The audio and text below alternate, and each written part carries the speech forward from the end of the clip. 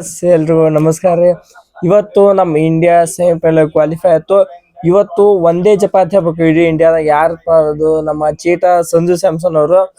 ಸಂಜು ಸ್ಯಾಮ್ಸನ್ ಆಡಿದ್ ಒಂದಲ್ಲ total 97 run. ಈ world cup start ಆದಾಗ ಸಂಜು ಸ್ಯಾಮ್ಸನ್ ಅವರು ಬೆಂಚ್ ನಲ್ಲೇ ಇರ್ಬೇಕು, ವರ್ಲ್ಡ್ ಕಪ್ ಆಡಂಗಿಲ್ಲ ಎಲ್ಲರೂ ಅನ್ಕೊಂಡಿದ್ರು.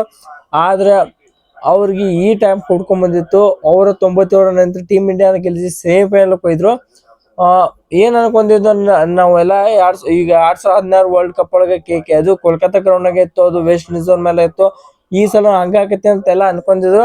ಆದ್ರ ಈ ಸಲ ಆಗ್ಲಿಲ್ಲ. ಅದಕ್ಕರ ಈ ಸಲ ಸಂಜು ಸ್ಯಾಮ್ಸನ್ ಅವ್ರಿದ್ರು ಹಾಕೊಂಡ್ ಗುಮ್ಮಿತಿರ್ತಾರೆ ವೆಸ್ಟ್ ಇಂಡೀಸ್ ಅವ್ರಿಗೆ. ಇವತ್ತು India versus West Indies build up heavy ಆಗಿತ್ತು. ಅದಕ್ಕಾರ ಎರಡು ಟೀಮ್ ಸ್ಟ್ರಾಂಗ್ ಇದ್ದು.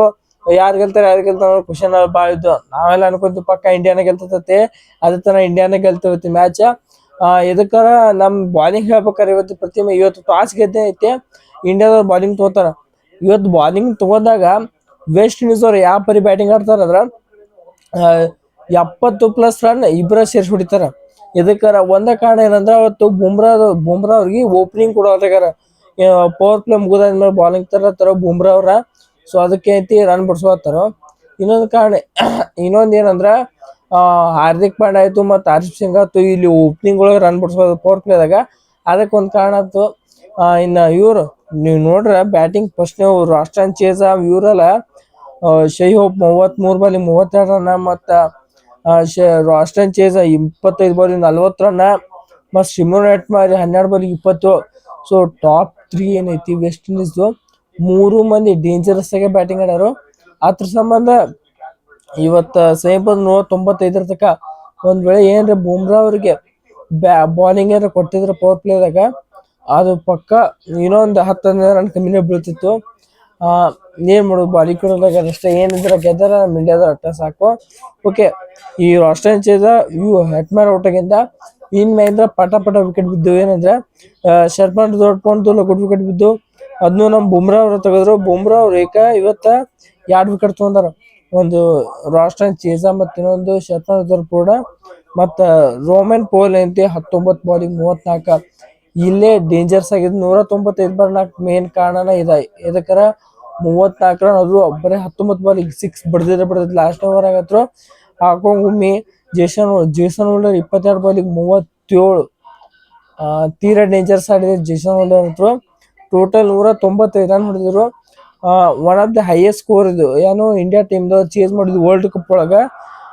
ಎಲ್ಲರೂ ಒಂದು 195 ನಾವು ಆಲ್ಮೋಸ್ಟ್ ಇಂಡಿಯಾದವ್ರನ್ನ ಬೇಕಾದಂಗ ಡಿಫೆಂಡ್ ಮಾಡ್ಬೋದು. ಈ ಸ್ಕೋರ್ ಇಂಡಿಯಾದವ್ರು ಇರ್ತಲ್ಲ ಅನ್ಕೊಂತಿರ್ಕರೆ, ಆದ್ರೆ ನಮ್ಮ ಇಂಡಿಯಾದವ್ರು ಬಿಟ್ಕೊಡ್ಲಿ. ಇವತ್ತ ಎಲ್ಲರೂ ಔಟ್ ಆದ್ರು. ಸಂಜು ಸ್ಯಾಮ್ಸನ್ ಒಂದ್ ಎಂಡ್ದಾಗ ನಿತ್ತ ಅವ್ರ ಆಟ ಅವ್ರು ಆಡಿದ್ರು. ಈಗಿನ ಕಾಲದಷ್ಟು ಕ್ರಿಕೆಟ್ ಮುಖ್ಯ ಅಲ್ಲ, ಒಂದ್ ಕಾಲ ನೀವ್ ಹೆಂಗ ಆಡ್ತಿರೋದು ಮುಖ್ಯ ಅಂತೇಳಿ ಅನ್ನಕೋತ ಸಂಜು ಸ್ಯಾಮ್ಸನ್ ಅವ್ರ ಜಾಗದಾಗ 50 ಬಾಲಿಗೆ 97 ರನ್ ನೋಡ್ರು.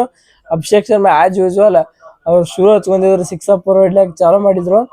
ಅದೇ ತರ ಚಾಲೂ ಮಾಡಿರ್ಕರೆ 10 ರನ್ನಿಗೆ ಔಟ್ ಆದ್ರು. ಅಷ್ಟೇ ಸ್ವಲ್ಪ ಅವನ್ಸ್ ಮಾಡತ್ತಾರ ಅಷ್ಟೇ. ಸಂಜು ಸ್ಯಾಮ್ಸನ್ 50 ಬಾಲಿ 97 ಫ್ಯಾಂಟಾಸ್ಟಿಕ್ ಇನ್ನಿಂಗ್ಸ್ ಹತ್ರ ಆಗ್ಬೇಕು.